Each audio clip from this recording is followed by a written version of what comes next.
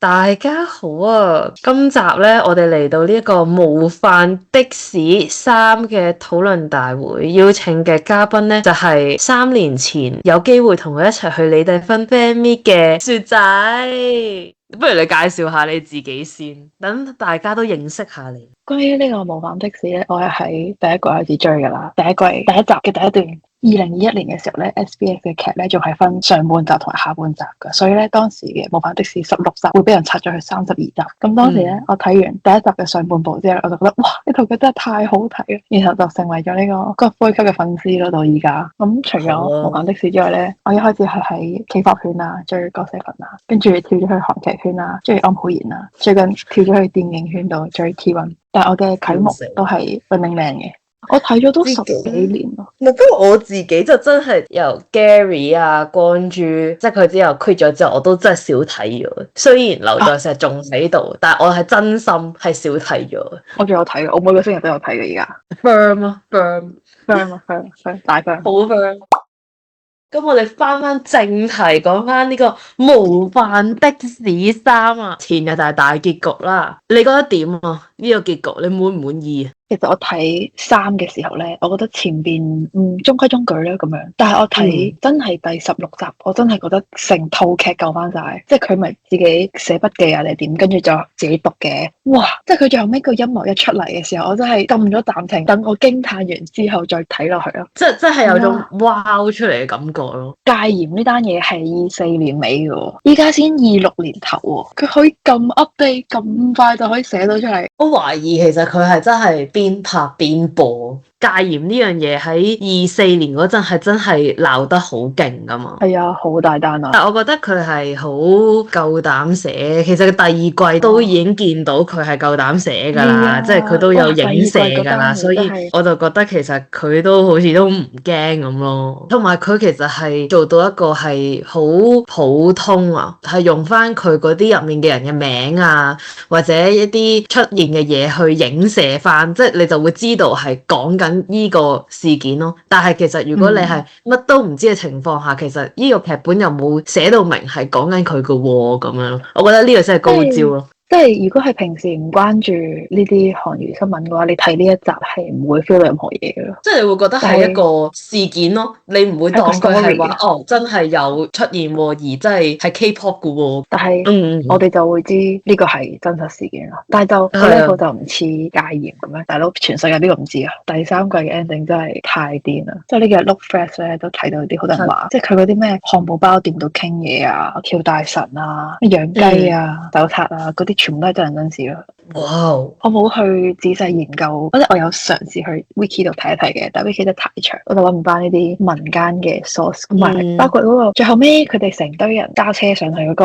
軍事地區啊，跟住咧揾 Element 去跳舞派手燈嗰段咧，我一開始睇我覺得咁寫嘅咁 TVB BBQ feel 嘅，睇翻人哋講先知呢個係影射緊當時真實發生喺首爾嗰啲集會度，大家都拎住應援棒嗰啲集會咯。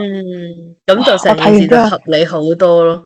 係啊，我睇完之後起晒雞皮啊！哇，黐線！佢係真係好識用佢嘅方式去呈現一啲嘢，即係嗰啲咁樣，即係明就明咯，你唔明就唔明噶啦。我一開始睇，我未聯想到成件事，我就覺得點解咁寫嘅，咁誇張咁夾嘅，有冇呢個必要咧？我睇完解釋就發現，哇，寫得太好啦！太勁啦！編劇你唔好放棄，真係冇放棄，繼續寫第4季，保重身體。我自己就覺得，首先阿朴尚仕非常之靚仔啦，即係阿杜琪個靚，即係點講，即係當年出生入死嘅 bro 啦。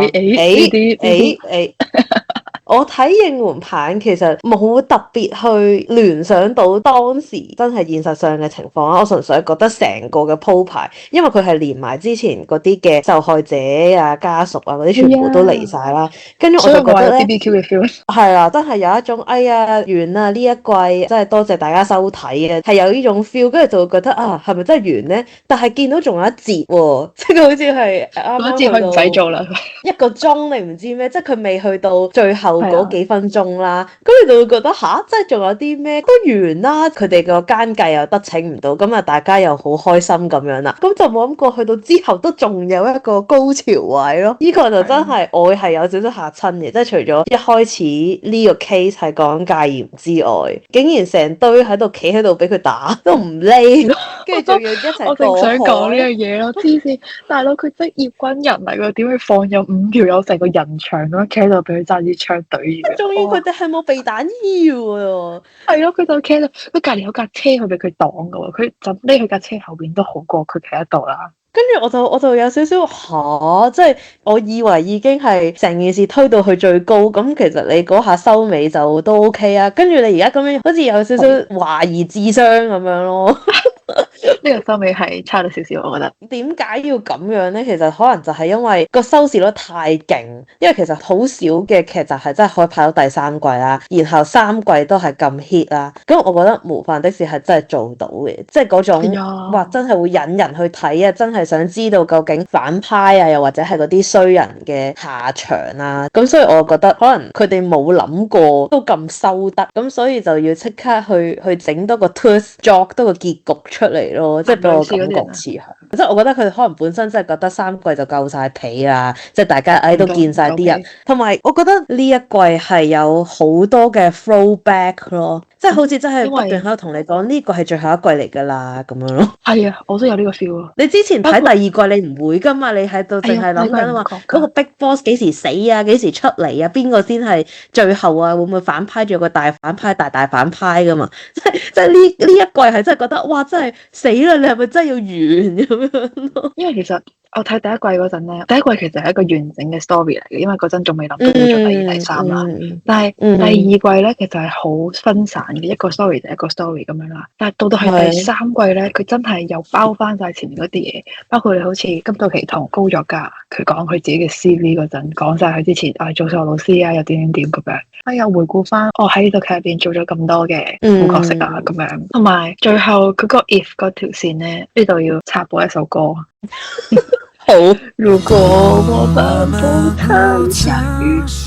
我覺得佢哋係一定會遇到嘅，即係呢個命運使然。但係暫時嚟講啦，點解佢哋呢幾個人係真係會聚埋一齊？就係因為佢哋都有一啲點講咧，即係慘痛嘅過去，或者係就係失去屋企人咯。而佢哋嘅屋企人就係俾呢啲所謂反派陷害或者殺害。希望佢哋喺另外一個平行時空入面係唔需要透過呢一啲傷心嘅嘢，但係都可以聚埋一齊咯。我諗呢一個 if 呢條線係想帶俾我哋呢樣嘢。我覺得佢呢個 if 線真係好大結局 feel 咯，好擔心。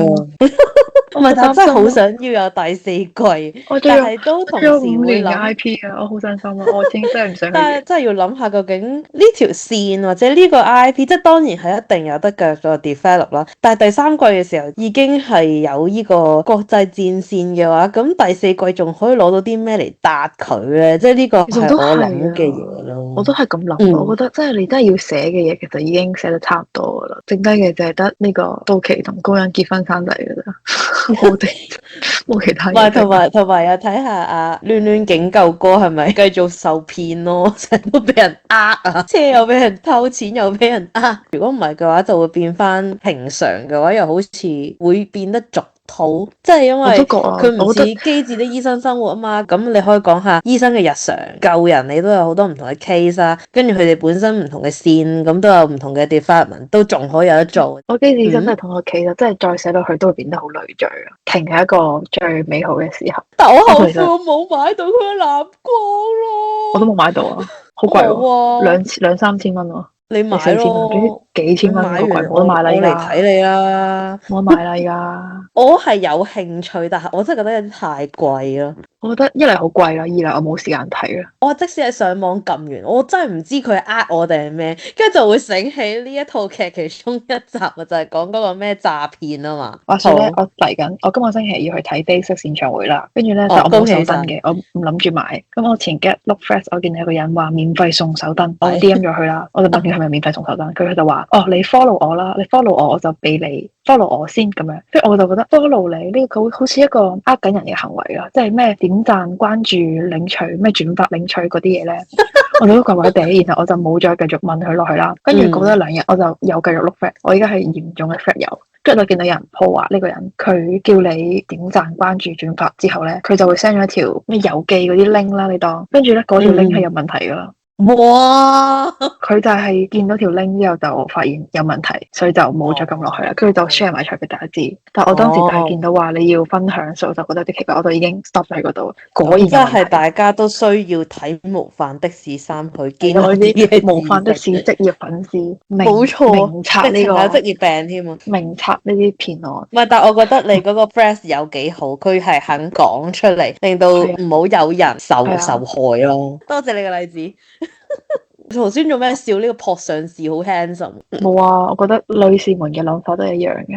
我覺得係啦，佢擺到出嚟，擺明就係想咁樣啫。同埋佢好搞笑咯，佢跟住大家一齊叫金道奇司機，就唔係金道奇大衛。我覺得好搞笑。係佢自己嗌錯，佢明明係佢明明前一秒先話，我點解要嗌你做司機？跟住下一秒即刻嗌司機，跟住我聽唔明啊，但係我照舉手。我覺得呢個位都有啲玩緊觀眾嘅 feel，即係大家都太熟悉金道奇呢個人，你淨係想嗌佢做金道奇司機，唔會想嗌佢做其他嘅稱謂嘅。係有一個彩蛋，呢個係我自己發現嘅，即係咧，你有冇發現大結局入邊咧，金鐘珠做個大 boss 咧，佢件褸係同其他人唔同噶？冇睇到，即係韓國咧，佢哋當兵係換過一次褸噶，唔知00幾年定10年左右啦。10年之前嘅褸咧就係迷彩嘅，我唔肯定係年份啦。總之嗰個年份之前嘅褸咧就係正常嘅啲軍綠迷彩嘅，嗰個年份之後嘅褸咧都唔知係褸啦，全套裝，佢就係嗰啲 digital 嘅。你放大睇咧，佢件衫上面係正方形嘅。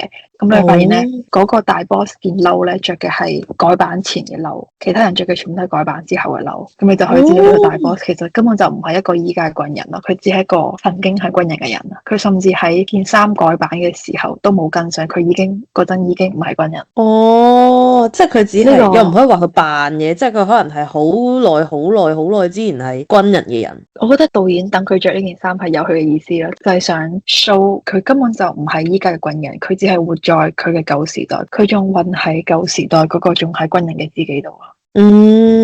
make sense。呢個彩蛋我暫時仲未見到網上面有邊個人發，同埋點解我哋知呢樣嘢咧？又好搞笑嘅。話說咧，你唔記得 Running Man 前排上年啦，7週年，唔係7週年，黐線，上年幾多週年？15啊，上年15週年係15啦。係上年15週年嘅時候咧，大家咪着翻自己15年前嘅衫翻嚟嘅。跟住嗰陣10年嘅時候咧，細燦就當緊兵嘅。Running Man上面有 show 佢啲相啦，佢當時着嘅就係舊嘅迷彩軍服，跟住佢舊年嗰個15週年特輯咧，佢着嘅就係新嘅 digital 嘅迷彩軍服。佢當時就講咗句：哇，估唔到我都有着上呢個 digital 軍服嘅時候啊！係啊，所以我就發現咗原來係有轉過軍服，有分別。係啊，所以我就發現咗呢個彩蛋啦。多謝 Running Man，多謝梁世燦，多謝細燦。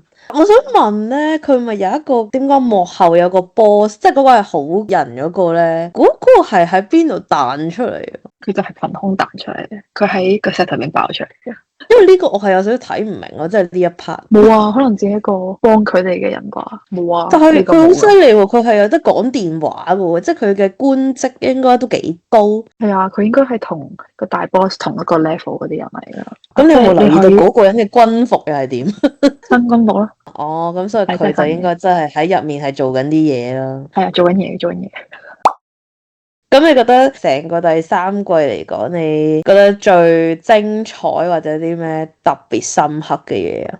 我覺得最精彩係個導演，佢導演自己係嘛？係，我覺得最精彩係個導演自己。呢個姜導佢真係好有心咯，佢真係超級有心對於呢個模範的士成個 IP。因為佢係第一季嘅時候，佢係做唔知副導演定係助理導演咁樣嘅位啦。跟住當時金道奇件褸咧都係佢嘅 idea 嚟嘅。跟住佢到第3季啦，佢就翻嚟做翻呢個主導演，因為佢好有客咯。對於成件好專一劇嘅，我自己覺得其實咧，好少劇係真係可以撐到第3季都仲係咁好睇嘅，即係呢個係真係要 shout out to 成個劇組團隊嘅，呢個真係。我覺得其實係開到續集已經係好叻咯，喺而家呢一個嘅圈入面，因為你要將一個劇本延伸，仲要係唔爛尾，係好難啦。即係 so far 係咪就係得模範的士同埋金師傅係做到3啊？有冇其他劇係？Voice 做到第4季。boys，OK，所以我就覺得係好似感覺上就係唔係真係有太多係撐到去第三季啊，即係總之就係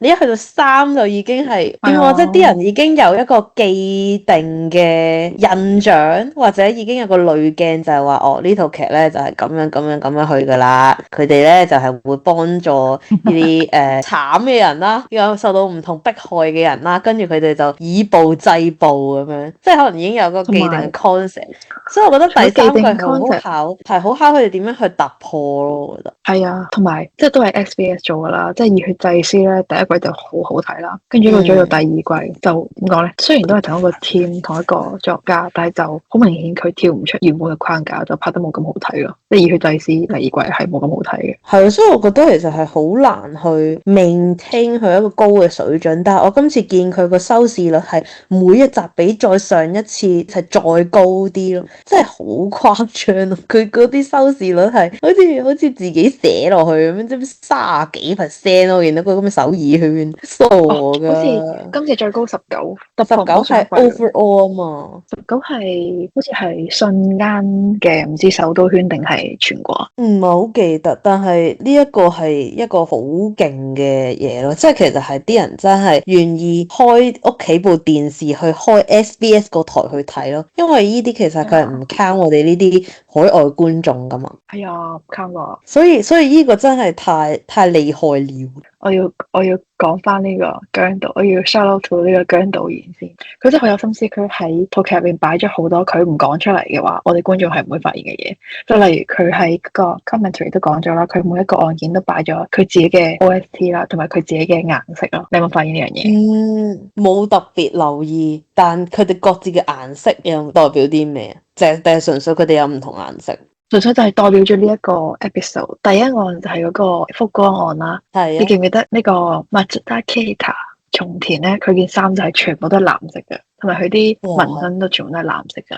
嗰一個 case 咧就係藍色係主體啦，跟住第二集咧，佢成個係黑白色噶啦，即係成個 atmosphere，包括佢間鋪頭、間二手車嘅鋪頭都係黑白色嘅。跟住第三案咧就係嗰個阿仔失蹤同埋賭博案啦，嗰單嘢咧，我哋發現佢嗰個阿爺瞓嘅醫院咧，佢嗰啲衫啊嗰啲嘢都係綠色噶啦，跟住包括金到期佢件衫係白色，但係好多 detail 都係綠色嘅，係好多袋嗰啲都係綠色，即係好多 points 係綠色噶。包括佢拍攝嗰啲背景都係嗰啲好綠油油嘅呢啲樹啊咁樣嘅。K-pop 嗰單咧就係黃色同紫色，你會見到咧張娜拉佢嘅高踭鞋係紫色啦，佢個手指甲係紫色啦，Element 係紫色同黃色啦件衫。係啊，冇錯啦。跟住後兩單就唔係好明顯啦。哇！但係都真係有，即係你而家咁樣講就真係會覺得係喎，佢係真係有特別鋪排唔同嘅顏色代表住唔同案件，即係唔係話嗰個顏色係一啲呢個案件嘅好重要嘅元素，但係真係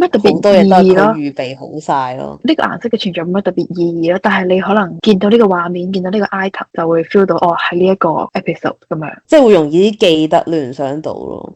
我覺得係呢一個諗法咯，同埋我覺得係佢自己想 show off 咯，值得 show show 嗰啲轉場又係佢好中意搞啲好 fancy 嘅轉場啊！哇，呢個真係好靚，我係好中意呢一個嘅轉場，係超級中意。佢整得最多係第二個咯，即係二手車嗰單咧，佢將個車轆唔知點樣擺喺度啦，佢將條馬路咧咁變成嗰個 building 嘅嗰啲線咁樣，哇，好型啊，好 fancy 啊！我覺得今次一開始睇嘅時候就已經覺得佢勁有電影感，可能就係因為呢啲轉場，即係你以前你睇嗰啲你係唔會覺得哇好 smooth 啊，呢一套係全部都好 smooth 咯，所有嘅轉場。仲有另外一樣嘢咧，都係呢個姜導喺 commentary 度講嘅嘢啦，佢就話某一個瞬間模範的3嘅呢個3字會消失不見，咁我哋都見到係15集嘅 opening 啦。我當下真係勁 wow 咯！第一個點係純粹佢想搞啲 fancy 嘢啦，第二個點就係咧，因為金到期要返軍隊啊嘛，即係佢嘅開始嘅地方，所以就回到呢個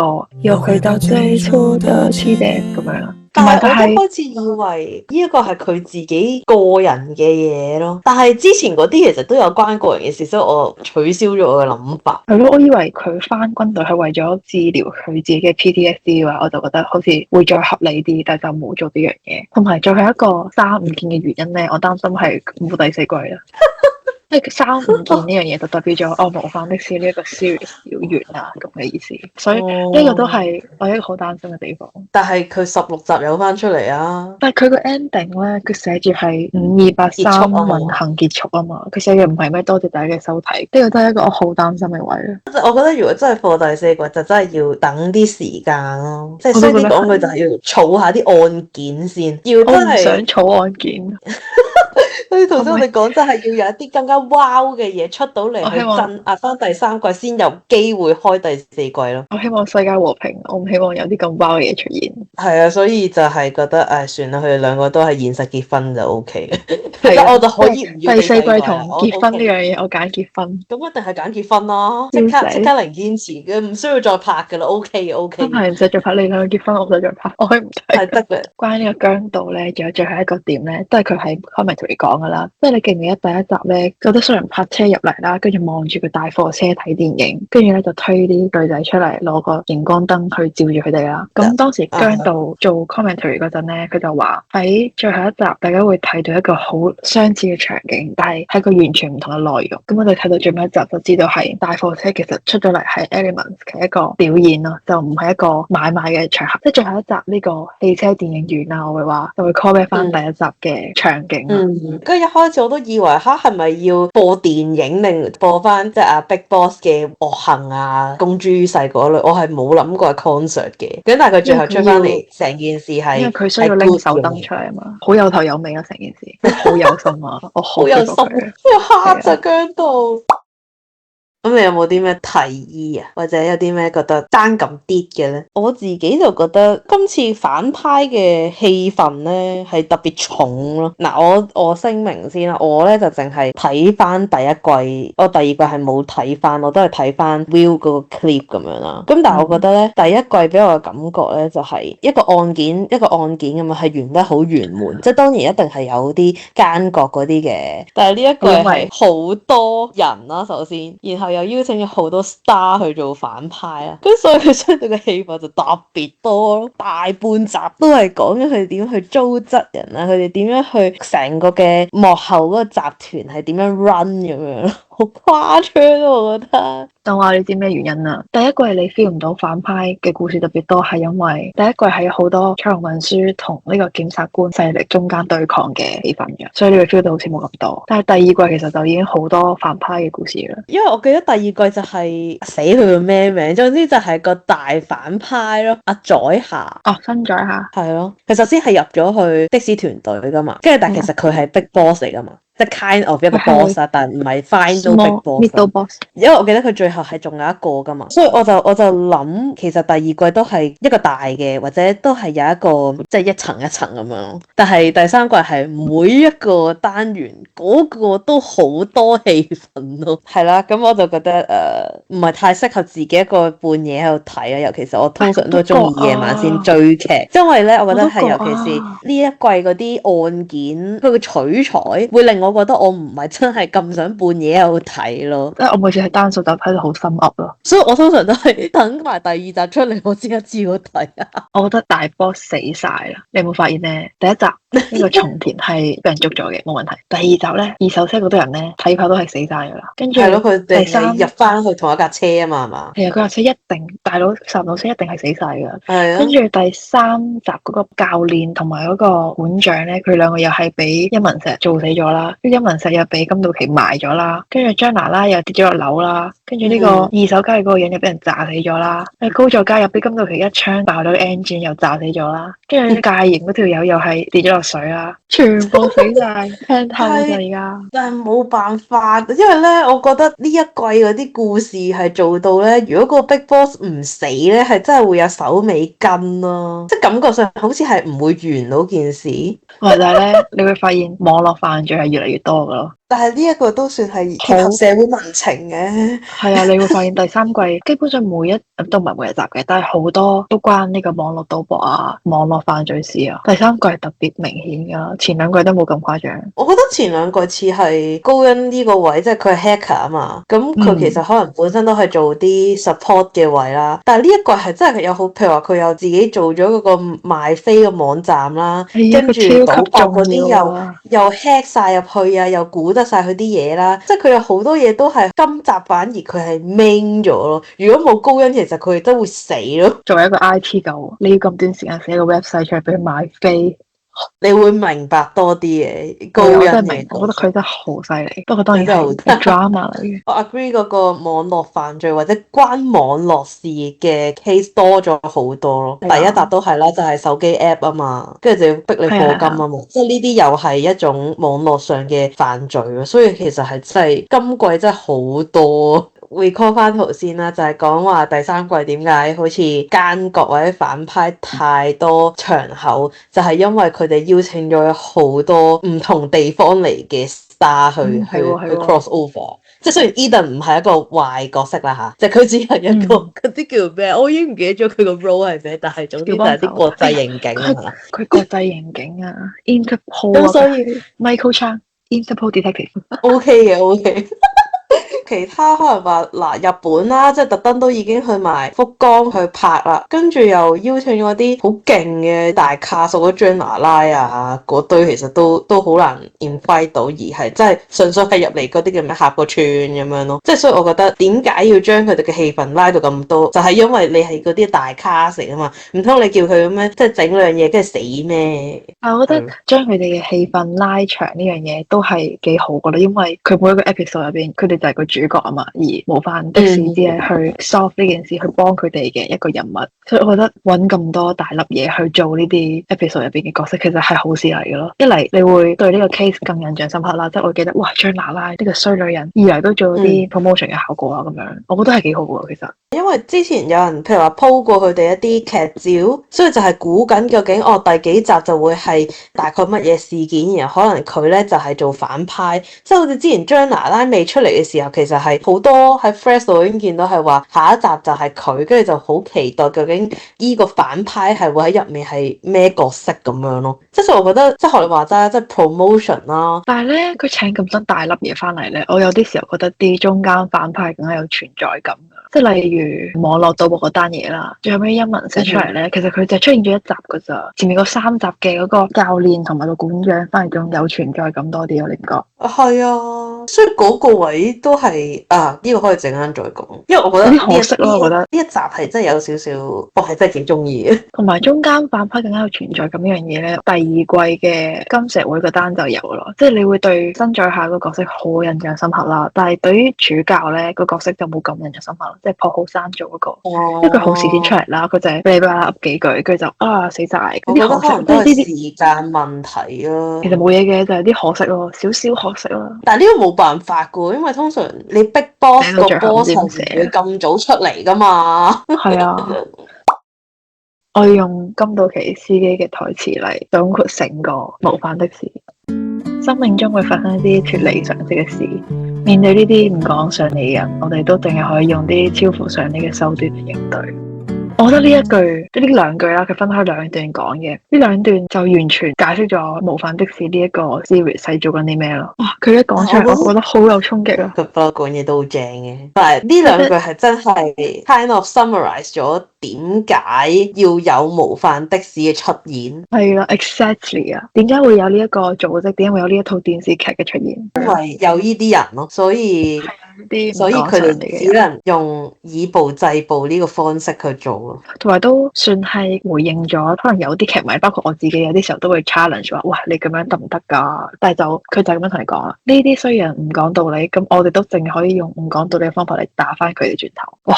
好 impressive，同埋我覺得每一集 even 之前1、2季其實都係啦，我覺得係彩虹戰隊係用翻嗰啲加害人對受害人嘅方法嚟加害翻佢哋咯，係完全所有都係對應晒。我覺得呢個係最勁嗰樣嘢咯，佢係完全 fit in 到用翻佢哋超乎常理嘅手段去應對翻佢哋咯，佢完全係做到佢講嘅嘢咯，所以我係好 impress on 呢樣嘢。Part 2我哋就要分門別類講下第三季唔同嘅案件啦，同埋我哋最中意模範的士嘅季度同埋案件啊、角色啊、反派 etc。好啦，咁我哋係咪要由福岡案開始講起啊？我自己就覺得佢呢幾集都係特登出去日本取景，我係幾 impress 嘅，即係有種感覺佢哋真係終於衝出咗韓國，然之後做一啲其他嘅案件，因為其實手機或者呢啲買賣呢樣嘢唔係淨係喺韓國發生，其實周圍都有啦。咁我係幾開心佢係有提到香港，跟住 Eden 就有啲搞笑咯。我純粹就覺得哇，都幾 proud 一樣嘢係香港嘅 artist 即係可以去客串韓國嘅劇。哇！即係呢樣嘢其實係幾誇張，我自己覺得。我覺得即係 Eden 作為呢個香港代表咧，我覺得佢係完全冇丟架咯，佢係做到佢要做嘅嘢。即係我會覺得呢個係佢個角色咯，雖然佢中間嗰啲天台嗰啲戲有少少激動，咁但係即係喺嗰個成個劇情，我又覺得 OK 啊，即係唔會話去到哇有冇搞錯啊咁樣，即係我覺得幾好啊，即係佢呢一個就係做咗嗰一個案件嘅潤滑劑，我就係覺得佢做到佢哋要做嘅嘢係幾好噶咯，即係一個香港演員走去呢個國際舞台嘅 first try，我覺得係 good try 嚟嘅。即係好似我阿媽咁樣啦，即係之前都有睇開韓劇，但係佢就冇一點追模範的士。但係今次聽到譬如話 Eden，即係所謂係香港代表，哇，都喺入面客串嘅時候，係真係多咗好多人睇翻呢套劇咯。即係 even 係粉絲啦，又或者街客啦，或者真係純粹喺 IG 路過見到話人客串話，咁其實嗰一集都會多人睇啲咯。即係講啲搞笑嘅位咧，我覺得佢哋呢個香港口音嘅英文加埋日本口音嘅英文加埋韓國口音嘅英文真係好好笑咯。但係我想講佢係冇乜韓國口音嘅，我覺得到劇我聽到有少少好標準啊，好中意啊，同埋我好中意佢講日文啊，好性感。佢哋三條有講英文咧，我係聽得出佢哋嘅呢個 accent 嘅咯。但係今到佢講日文，我一啲 accent 都聽唔出啦。首先可能因為我唔識日文啦，但係真係佢講得好似啊。好似話係有揾人去學噶嘛，阿金道奇。係啊，佢要學啦，呢啲一定要學啦。跟住 Eden 就好似係講話本身係有去執一執啲 accent，但係佢最後決定放棄啊嘛。我覺得反而咧，我真心覺得係好事嚟。一嚟係將呢個 Konglish 嘅 accent 即係發揚光大啦；二嚟咧，其實都係有得有失嘅，因為你係演緊戲啊嘛。咁同埋如果你個 accent 唔係話真係本身你自己嘅，其實你未必係真係咁自然流露啦。即係可能你會變相係你放好 focus 落我啲 accent 要啱，我啲發音要點，就大於我嘅演技或者我係咪可以 deliver 到呢樣嘢咯。咁所以我覺得佢而家 so called 放棄咗一個完美嘅 accent 而攞翻嗰種演戲啊，嗰種傳神啊，起碼俾到觀眾知佢嘅角色係做啲咩，我覺得呢個位係值得欣賞咯。我都覺得幾好啊，即係對於呢個放棄執 accent 呢樣嘢，我覺得係有佢嘅可取之處噶。係啊，同埋佢係有諗過咯，因為真心我覺得如果你要掛住諗 accent 咧，你會勁生硬咯，因為始終呢樣嘢唔係你本身嘅嘢嚟噶嘛，你天生得嚟嘅就係 Konglish 噶啦嘛，你冇得去特別再執，即係除非你係一個好長時間嘅浸淫啦，但係其實佢哋嚟客串都係嗰2-3日嘅事，你點執都執唔切咯，我自己覺得。係啊，同埋咧，我覺得呢一案咧，呢個松田啊，呢個反派真係太出色啦。你係迷妹啊？佢刷新咗嗱，我唔係迷妹啦，因為我唔識睇日文，所以我唔會追日本人。但係咧，佢真係刷新咗我喺模範的士3季嘅 Best Villain 嘅呢個位置啦。佢真係太有存在感啦，喺呢個 story 入邊，真係我唔知呢個人點讀啊，呢個叫咩 Katamazу Show， 我唔知佢中文點樣讀啦。一嚟佢真係將個角色做得好好啦，二嚟咧，我覺得編劇都寫得好好啦。呢個北道大佬同埋新小弟之間嘅呢個感情。相知相識呢個感情，哇！我真係睇到佢哋兩個真係有將編劇想寫嘅呢個火花做出嚟咯，哇！我超中意。我覺得佢擺喺頭其實幾好咯，即係有一種我哋翻嚟啦，我哋帶住呢個 IP 翻嚟，然後係真係喺另外一個更高嘅 level 咯。即係始終佢又首先國際級啲啦，又嗌咁多 cast 翻嚟，二嚟就係呢一個嘅案件其實都幾好寫得，所以都幾 good start 咯。其實我當時睇第一集咧，我就覺得都仲係咁咯，都係第二季咁樣咯。到睇第二集咧，2位男士出嚟呢個 love line 嘅時候咧，我就覺得哇，寫得好好啊！即係佢哋呢個火花出晒嚟，我就覺得第三季哇，真係嚟了。係啊，同埋跨越呢個語言嘅界限啊，跟住仲喺度攤喺度咁樣，唔知做乜哦，好正！青春電影。哇，佢係攤喺嗰啲咩路軌啊，定係嗰個牆係啊，佢攤喺路軌度，跟住就哇，使唔使啊？勁似台灣嗰啲青春電影咯，那些年嗰啲。去咗10分啊，大佬定9分啊？嗰個去放天燈10分，我俾佢10分添啊！真係，我都俾10分。跟住第二個就係二手車案，我私心係，總之金到期一做傻仔我就好中意啊！呢個係我純嘅私心。佢一落車開始大時候講嘢嗰下咧，我真係嚇親我，點解咁停？跟住笑完之後先繼續睇啊！佢每一次做呢個角色，即係做傻仔咧。佢就我唔知啊，即係我而家望住佢，我就覺得佢係傻仔。即係有陣時我睇佢啲相，我都會覺得死啦。唔知係扮嘅，感覺佢只係真係都係咁樣咯，跟住就好搞笑咯，純粹覺得。同埋佢都幾有反差，即係佢可以上一秒係大舌頭啦，跟住下一秒同埋高音，我哋要行動啦，咁就哇！即係我一開始戴牙套嗰陣咧。我嗰陣咪同你錄音講嘢嘅，我嗰陣真係超級嚴重嘅大舌頭咯，嚴重到我阿媽會笑我嗰種咯。雖然而家好快。有冇啊？我還好，應該頭2日之後就冇事咯。我嗰排係 plan 緊去瑞士啦，跟住我嗰陣講就係我要去對 B，我要去對 B。同埋我覺得二手車呢單咧，揾思韻咧，佢做得好好咯，佢完全顛覆咗以前嘅形象，其實佢都幾靚仔，佢做得超級好。如果揾其他人嚟做，可能就係恐怖咯。但係佢嚟做都仲睇到落去嘅。佢嚟做又更加有啲信人嘅感覺，同埋咧佢瘦咗嘛，佢應該減肥減到犀利嘅。即係佢一笑啊，佢啲眼紋啊，哇，好恐怖啊！都好似係為咗呢套劇而減㗎。啊，係啊，我睇。所以我覺得係respect 咯，同埋佢好似都攞到獎啊嘛 ，SBS 嗰個。哎呀，嗰個分咗獎呢啲。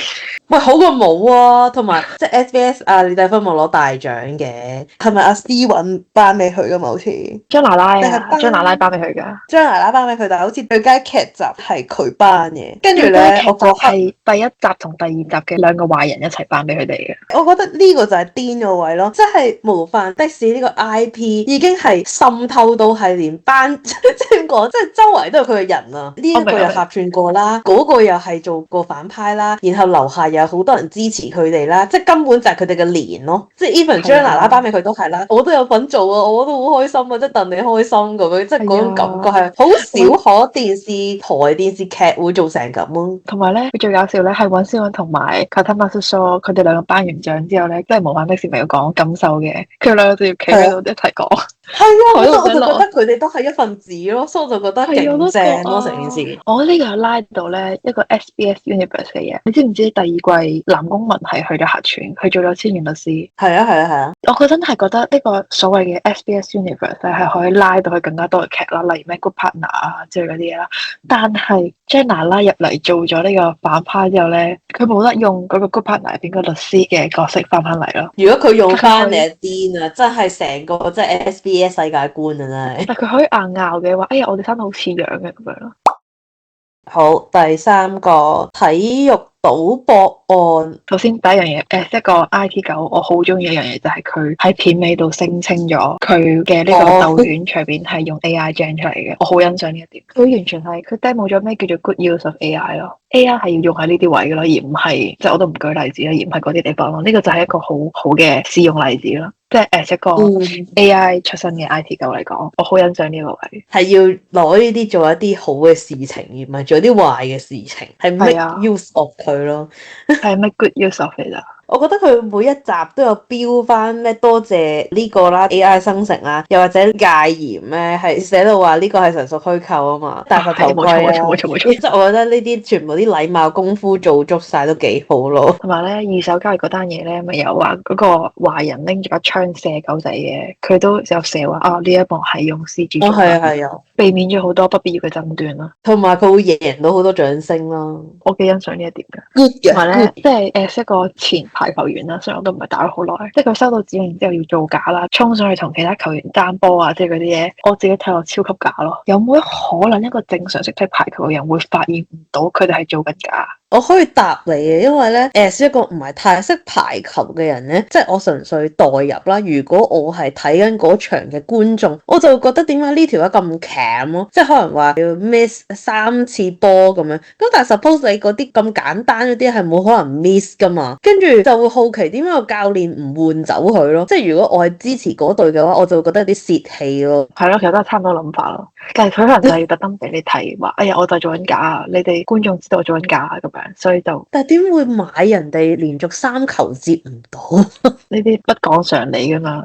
都係嘅，你只要諗呢啲奇怪嘢，你用翻今個期嘅台詞就可以。呢一個單元會令我學識到原來呢啲賭博係可以有咁高嘅層次，即係我成日都以為可能賭都係買贏輸啊或者比數嘅啫，冇諗過呢啲都可以買咯。呢一套我自己覺得係4集嚟嘅，即係揾翻阿弟弟同埋後面嗰個賭博啦，因為我自己覺得佢一嚟啦代表咗點解模範的士要開始，即係點解呢個團隊要組成，就係因為一開始呢一個嘅事件令到佢哋繼續去幫其他有需要嘅人啦，但係其實呢一個案係一直係一個叫唔叫冤案咧，一直都未解決嘅嘢啦，而今季終於解決到，但 at the same time 就會覺得啊，可能呢一季就真係最後一季啦，因為連呢啲伏筆啊呢啲嘢都解釋埋，其實都冇嘢再解釋咁樣咯。同埋咧，我自己係有啲 surprise 嘅，之前咪講話每兩集做一個單位噶嘛，咁我嗰陣就係雙數集播咗之後，我先一次過睇2集咁樣啦，咁我都以為呢一個都係咯，跟住就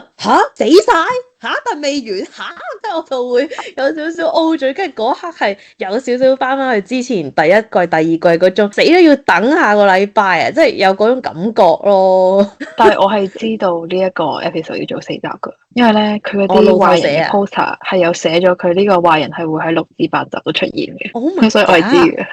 我冇睇到啊，因為所以有少少蠢咗我覺得自己，因為我係職業粉絲，嗰下係幾 surprising 嘅，即係會覺得哇喺最後成件事又揾得翻阿弟弟啦、爺爺啊定爸爸唔記得咗，即係總之佢可以爸爸嚟噶，唔好意思咯，因為隔咗10幾年啊嘛，即係圓翻佢嘅夢咧。其實嗰陣 at the same time 又播緊爸爸其實係有重病，佢會好容易就唔記得一啲嘢，跟住佢仲要好努力咁樣去寫低啊嘛。我就睇到嗰啲位，我就覺得有少少 sad 咯，即係我會覺得點解啲衰人可以搞到一個家庭咁樣咯。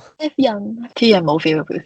唔係，真係好癲喎！當然彩虹戰隊都好努力咁樣咯，但係其實呢個爸爸都好努力咁樣，就係想揾翻阿仔咯，或者揾翻個公道咯。即係我好慶幸佢最後係喺佢生前做到啦嚇。佢未死㗎，佢有去睇 Element 演唱會嘅。因為我成日咧嗰陣睇佢呢個係5、6、7、8嚟㗎嘛，好似係。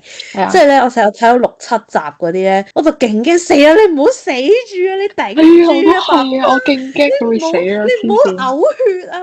跟住嗰啲預告又勁衰噶嘛，又整到話好似有人去追殺佢，又要碾死佢噶嘛，跟住我就好驚咯，即係所以佢最後真係可以完成到呢個承諾，或者佢對自己嘅承諾啦，我覺得就好感動。佢呢一個案入邊咧，即係嗰個爺爺嘅病咧，即係導演係用咗唔知咩手法去拍佢出嚟，即係佢個俾車撞嘅時候咧，佢隻眼邊望到嘅嘢，大卡車就嚟過嚟嗰陣個景象咧，佢拍得超級好咯，嗰一段導演拍呢個爺爺嘅唔係爺爺爸爸嚟嘅，即係導演拍呢個爸爸嘅所有視覺都拍得超級好，我覺得。再次 shout out to 姜導，同埋係真係可以代入到佢嗰種，真係好想揾到嗰個真相，即係可能佢有陣時發夢，佢回想翻一啲東西，跟住又再寫低，跟住越嚟越接近嘅真相，但係嗰啲重點就係硬係都醒唔起嘅時候，又對自己好後悔、好自責，跟住我就覺得其實錯嘅唔係你咯，爸爸，你唔需要咁樣。我覺得你 T 極都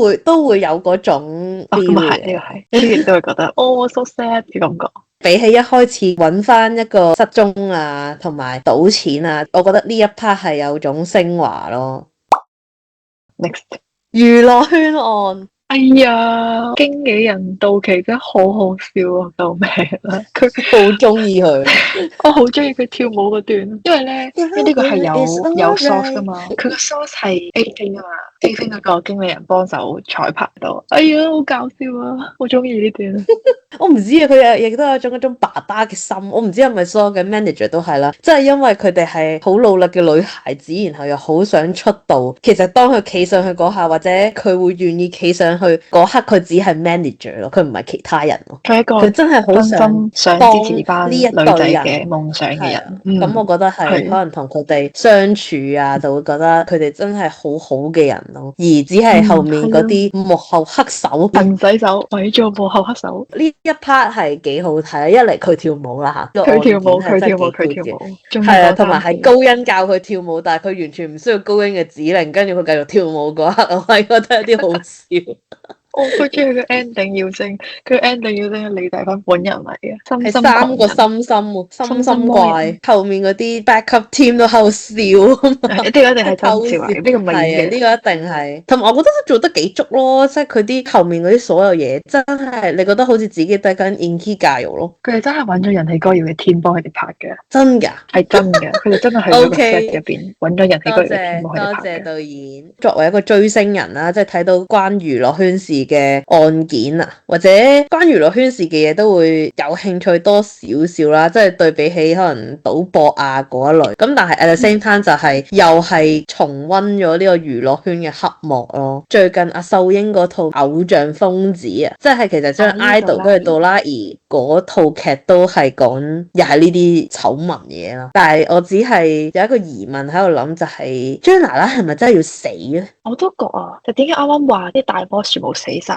我覺得有啲大 boss 真係罪不至死咯，我會話。佢點解成為大 boss 啊？因為佢當年佢自己都出唔到道啊嘛，咁所以就係想令到大家同佢一齊墮落，就慢慢成為魔鬼。但其實我覺得佢個心魔係咪真係一定要靠死先可以解決到咯？我都覺啊，其實佢呢個角色係死咗最可惜嘅壞人，同埋呢一個都係杜琪覺得啊，點解救翻佢？譬如話前面嘅衰人，又或者再之前，即係例如可能 UData 啊，即係再之前有啲唔同嘅大 boss，佢即係撞死佢嗰啲，即係唔眨眼噶嘛，死不足惜噶嘛。但係唯一呢一個即係張娜拉，佢係有一種點解啊？你咁講我都覺啊，佢唔係天生嘅惡人咯，因為其實同其他佢都係俾人害噶嘛。即係佢唔係俾人害嘅，佢就係各種不幸一次過遇上咗咯，所以就變成咁樣。我哋咁講又覺得呢個角色又升華咗。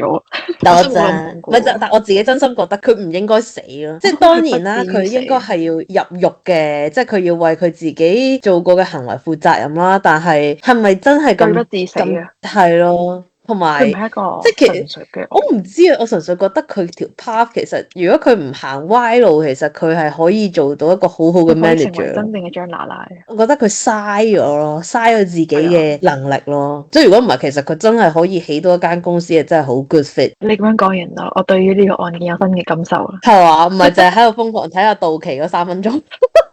我最 appreciate 都係佢有出翻嗰個幕後花絮啦，即係佢有練舞啊嘛，跟住我扭唔到我骨盤，我覺得好正，喂唔係講笑咧，即係啲女團舞裏邊扭屎忽嗰啲咧，正常係真係扭唔到。我 feel 到佢好盡力啊，同埋佢一開始就係 center，佢個思維一出嚟第一句就已經 catch 到我啦。我哋係喺現場睇過李大芬跳舞嘅人，你 proud of 呢樣嘢。Anyway 啦，見到佢真人我都好高興。好回味啊！佢同我拜拜嘅時候，可以再去想啊，好似再開啊嘛，佢年年都搞噶，好似係真係23之後先搞密咗啫嘛，之前好似17、18好似搞過一輪咯，但係都唔多噶。但係佢依家係每一年都會固定喺韓國搞咯，可能就係因為佢出嚟自己做，可能係。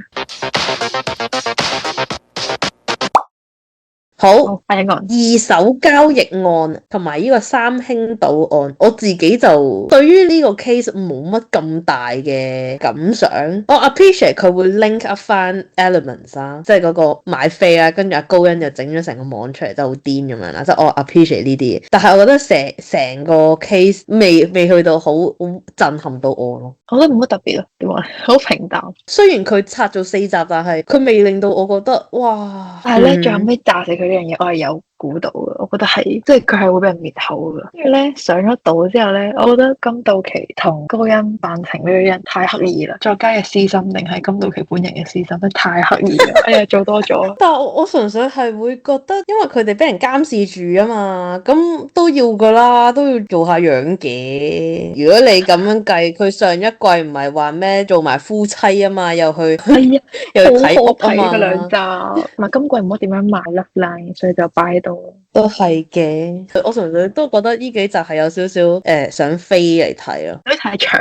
喂喂，大家好，呢度係剪緊片嘅薯仔。我哋傾完之後先發現，我哋唔記得咗講 ending 嗰個超級電力衝擊波，嗰個真係太 over 啦！Oh my god，太誇張啦！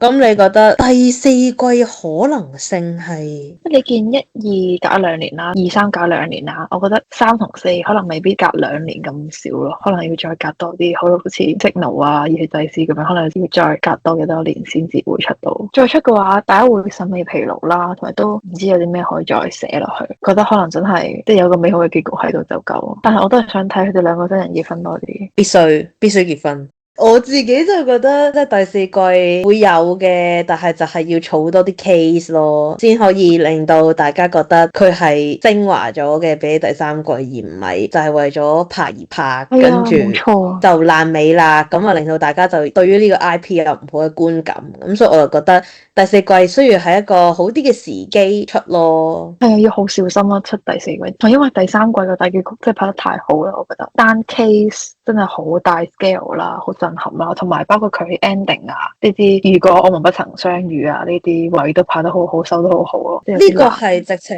開翻 open end 俾你咯，你可以覺得有第四季，因為阿林女士個 twins 出翻嚟啦，又好似留咗個尾巴，但係你亦都可以去諗喺呢個期待，如果有第四季嘅時間，你就可以即係睇翻 Eve 嘅線啊，所有嘅鋪排啊，上島嗰集2分半鐘嘛，喺度講翻佢嘅 CV 啊嘛，可以用翻嗰啲嚟 throwback 翻，然後去享受翻呢3季嘅 content。我覺得呢一個有啲似第一季咯，真係收咗咯，真係完咗，就唔係話留咗個 open end 咁樣。哎呀，我內心都係想要有第四季嘅，但係又擔心第四季做得唔好。呢個係好矛盾嘅位，同埋另外一個，我覺得第四季可能性都高咧。我唔知其他演員啦，但係李麗芬係自己出嚟開公司噶嘛，相對嚟講佢都係自己出嚟開公司嘅。譬如話好似基醫咁樣，就係因為佢哋大家都好忙，然後就係根本都冇時間去拍啦。加上韓國對於醫療體系或者有啲都仍然係有一啲東西係要斟酌啦，所以可能一直都未必可以拍得成。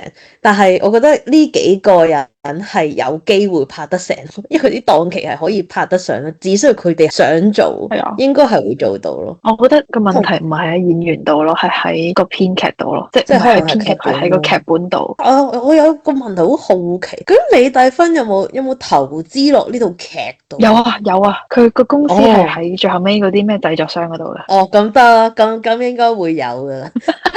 其實呢一套劇，我覺得主力都係李麗芬啦。咁其實好睇究竟佢嘅狀態或者佢嘅意向嘅。咁如果佢本身間公司即係佢咧，佢係老闆嚟噶嘛，即係佢都想繼續有呢一個 IP 嘅話，咁我覺得可能性高咯。Company on 啊嘛，係 Company on，佢都係想食 companion 啫。跟住佢嗰個咩 on 係好似係中文譯翻係看啲咩溫啊嘛，好似咩就係咩溫暖咯，即係 kind of 係溫暖嘅大家庭 B 吧啦嗰啲。哇，OK 喎，有料。咦，你冇睇到呢一 part？我以為你會有睇。冇啊，我冇追到啊。因為之前見佢自己出嚟開公司，跟住就好奇究竟佢會收啲咩人咁樣咯。哇，有料啊！呢個公司名係啊，食晒諧音噶，癲噶，真係好味，食得好硬添啊，係嘛？食得好硬啊！拍第二季嗰陣都得2個人嘅咋，就係佢自己啦，同埋第二季有個邪教嗰單嘢入邊嗰個唔知妹妹定係家姐嗰個求助嗰個人就係佢哋公司嘅演員嚟嘅。咁我哋就嚟到呢一個嘅，我覺得呢個第3集叫 round up 定咩啊？你最中意第幾季啊？呢個我即刻答到你，一定係第一季。其實我都係，我覺得第一季嘅社會責任感啊，嗰啲做得好好咯。佢真係會去講話公權力同埋私仇之間嘅衝突啊。到最後尾嗰2集咧，咪講連環殺人犯嘅，連環殺人犯之間會冒認話啊呢個人係我殺嘅，咁樣扮到好似好勁咁樣。因為我有睇追逐怪物的人啦，即係嗰個解讀惡之心的人們》嗰套韓劇嘅原版人物佢寫嘅書啊，即係呢啲連環殺人犯好似係劇情嘅，劇情其實係真人真事嚟嘅咯，即係佢冒認案件呢樣嘢係真事嚟嘅，所以我就覺得係咯，寫得幾好啊！佢有一集後面係擺咗一個好似紀錄片咁嘅嘢啦，就係講呢個人佢坐咗冤獄，坐咗唔知10幾20年，好多年，最後尾出翻嚟，哇！我真係睇到覺得好 impressive。我唔知你記唔記得啦，即係頭先我講嗰段度橋嘅，跟住係李帝芬自己錄翻音咯。咪同埋學你話齋咯，佢第一季係真係有討論多啲咁樣以暴制暴係咪真係得㗎？又或者其實佢哋係透過女 boss 佢哋一班人做嘅一啲行為嚟反思翻自己做嘅行為係咪 good 咯？但係你第二季、第三季你冇見到啦嘛，即係你第二季、第三季淨係諗住林女士幾時出嚟嘅啫嘛。第二、第三季就係一個爽字咯，但係第一季就會多啲探討性嘅議題，同埋咧第一季會多好多彩虹運輸成員佢自己本身嘅故事，即係你會見到佢高欣去揾心理醫生傾偈啦，主任兩個會去嗰啲受害者聚會度傾偈啦，跟住又有呢個高中生金到期啦。我覺得第一季整體嚟講故事係最豐富嘅，同埋係有意義咯成件事。Agree 啊！第一季咧，如果你上網睇翻咧，其實佢基本上全部案件都係真人真事改編嘅。其實唔知係第一季啊，應該係1至3全部都係真人真事嘅。所以就係第四季出唔出到街就係要再揾啲勁啲嘅，但係好難啊，都唔想有。我寧願冇啲咁勁嘅嘢發生。係啦，我所以就係都係嗰句，我唔想有，所以就大家結婚算啦。同埋第一季學你話齋咯，係關佢哋成員事啊，即係嗰啲 case 其實就係關佢哋屋企人嗰啲嘢咯，即係金道奇又好，高欣又好，歌與弟都好，全部係貼晒㗎喎。即係你真實案件又係好 fit 啦。如果你話劇情你想知道啲成員背後嘅故事，即係你會知多啲咯。又或者你會知道點解佢哋會喺呢個彩虹戰隊入面咯，就係因為佢屋企人身受其害啊嘛。然後佢好想復仇，咁佢用翻呢個方式去做呢件事，咁我覺得成件事就即係個世界觀好完整咯。如果你自己淨係齋抽第一季出嚟講，你唔需要睇第二、第三，你都會知呢個故事係咁樣講嘅。同埋第一季嗰陣，咁呢個 IP 係新噶嘛，咁你係成個 brand new fresh 嘅嘢，你咪會覺得佢好正咯。因為哇冇見過，哇真係可以拍到咁，然之後揈個的士又揈嚟揈去，然之後不斷綁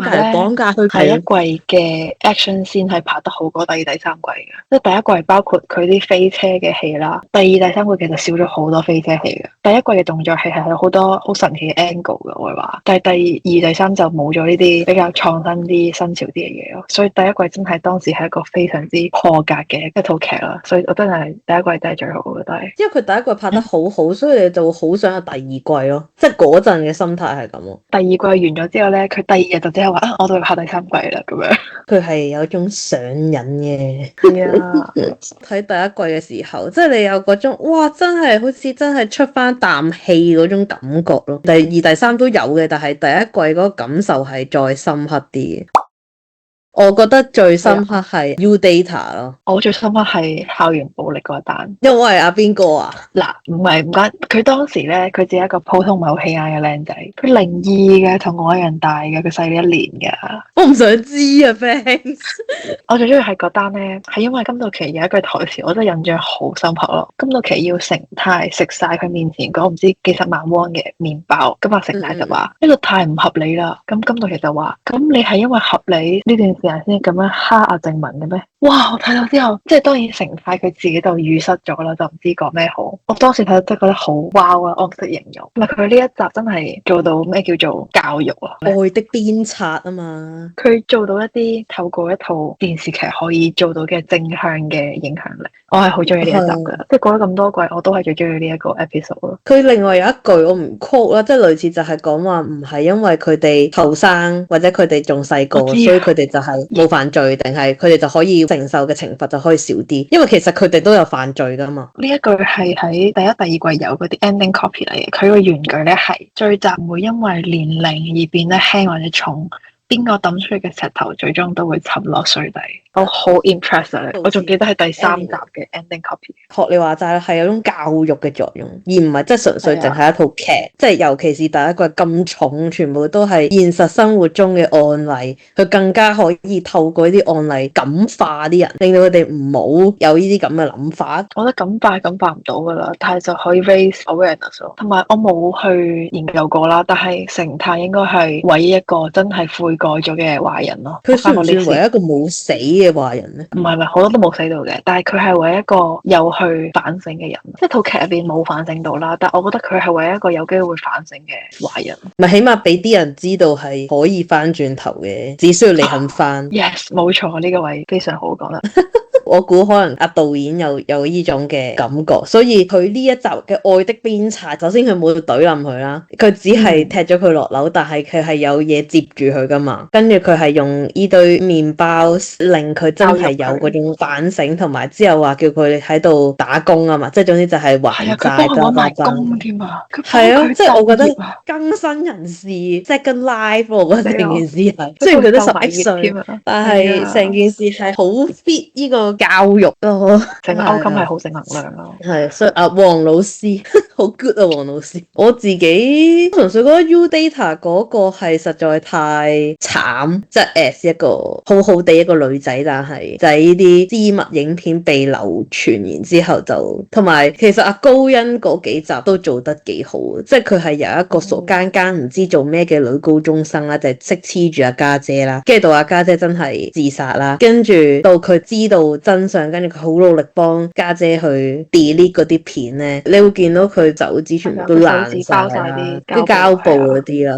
呢個 point 咧係讚下金道奇咯，佢有買膠布。我知你講邊 part。Yes. 兒童膠布雖然嗰下收我覺得有少少鉗啦，但係喺嗰個即係當高欣唔知喎，即係崩潰嘅時候，哇！見到嘅就係嗰個膠布，然後係攬住膠布喺度喊啦，跟住另外一邊廂就係阿金道奇師傅係諗司機係諗住衝過去，佢係完全係想關心佢咯，即係佢已經嗰啲已經唔係嗰種即係純粹同事啊，我覺得已經係家人咯，跟住佢都仲鬧埋阿老細啊嘛，點解你會由佢自己獨自戰鬥咯？即係呢個我亦都係好 impress 嘅呢一下。我哋係一個 team 嚟嘅喎，佢而家打緊仗，點解我哋就由佢喺嗰度自己打仗？即係我覺得呢啲係令我好深刻嘅場面，跟住就會覺得你哋一齊咯，快啲！我喺呢個位嚟補充一個冷知識，高欣係00年嘅，然後金道奇係88年嘅，差12歲嘅。哦，你話角色啊，嚇死我！佢喺第一季你會見高欣係嗌佢做艾德斯啦，之後就係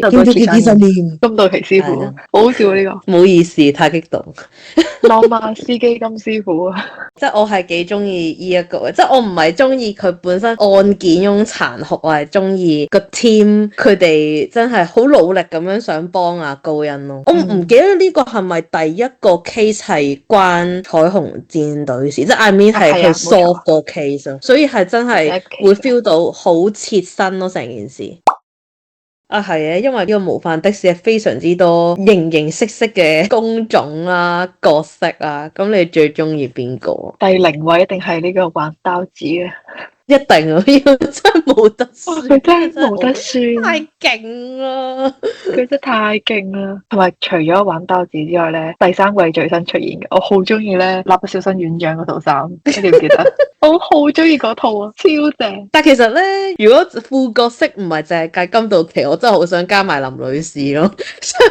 佢哋係一個 set 嚟嘅，佢哋唔可以分開。跟住另外一個就係、是、佢一做傻仔，我就好中意啊！呢個係純粹私心，呢、這個冇乜太大原因。第3季就係阿 manager 咯，因為我覺得佢係真係識跳舞，同埋原來佢以前係舞蹈社社長嚟噶。你有冇睇過嗰段咧？佢當兵嗰陣做義警嗰陣跳舞嗰段片？唔記得嗰首歌叫咩名添，但我有睇過。佢完全係運用佢肢體，勁啱佢。傻瓜道奇都係我嘅 pick 啦，同埋我 pick 埋農夫道奇啦。第2季農夫到期，佢係講咩 U 喺邊度嘅口音咧？我諗下先，佢應該係全羅道嘅口音啊，即係嗰啲咩 U 嘅口音咧啊，好搞笑，有啲傻瓜到期嘅風範喺入邊，同埋咧傻瓜到期就係大嘴巴，係啊，傻瓜到期同埋大舌頭農夫到期係好似嘅兩個，佢都係嗰啲傻傻地咁樣嗰啲。呢個又係一個 set 嚟，同埋就係呢個鴛鴦夫婦啦，呢個出自呢個好正。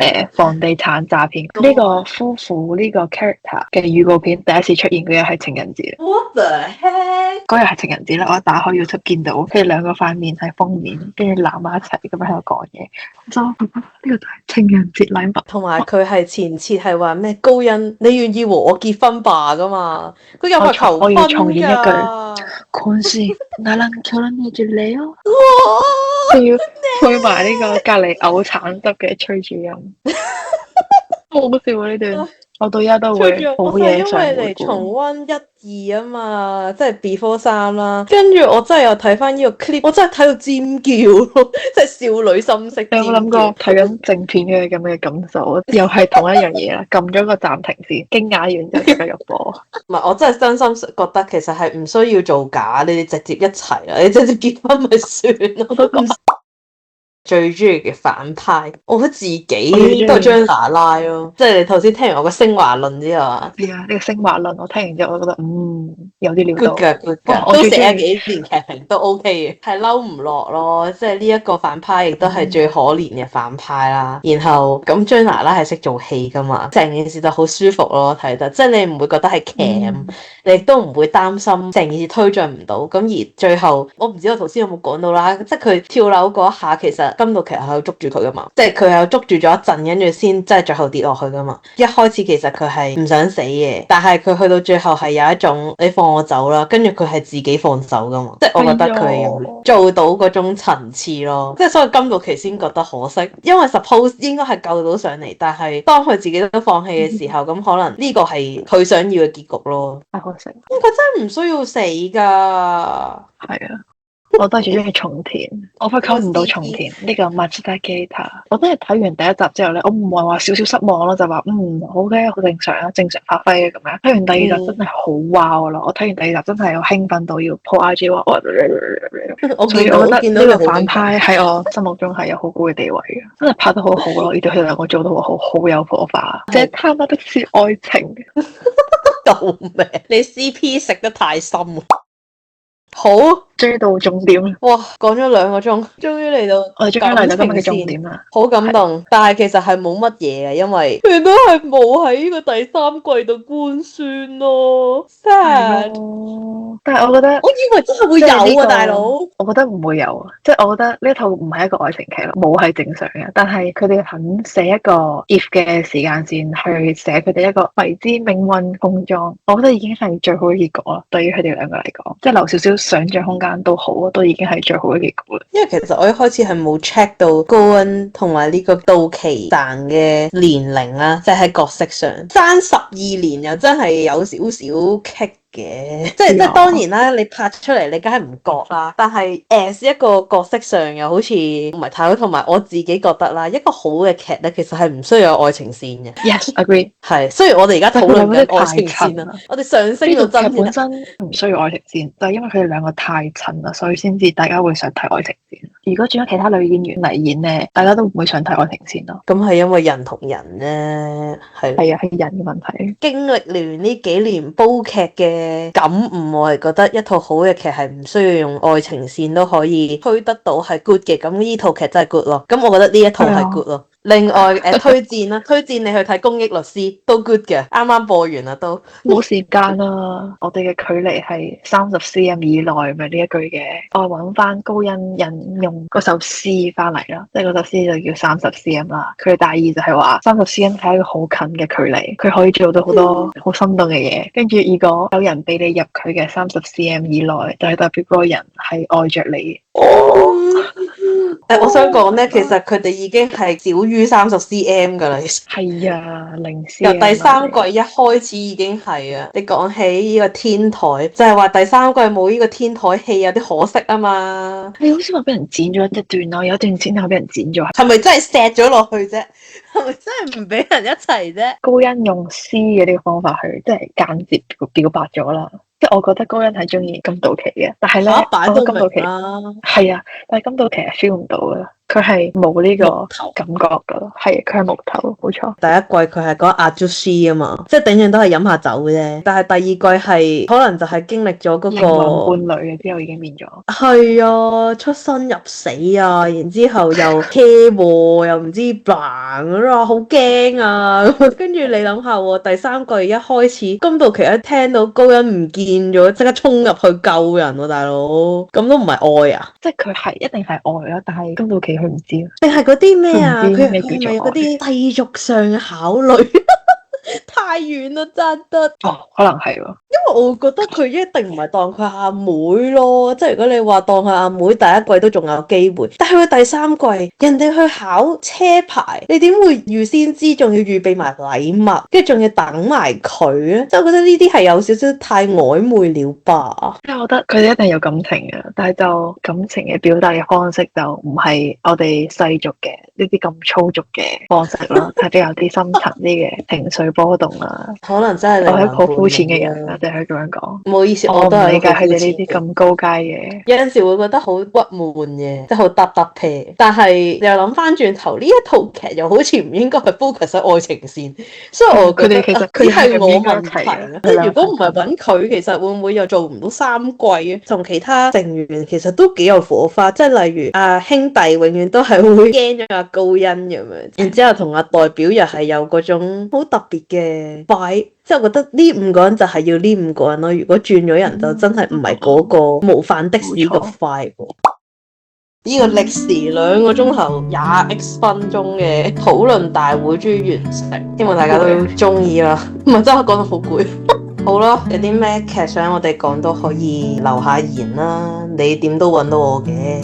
好，下集再講，拜拜。拜。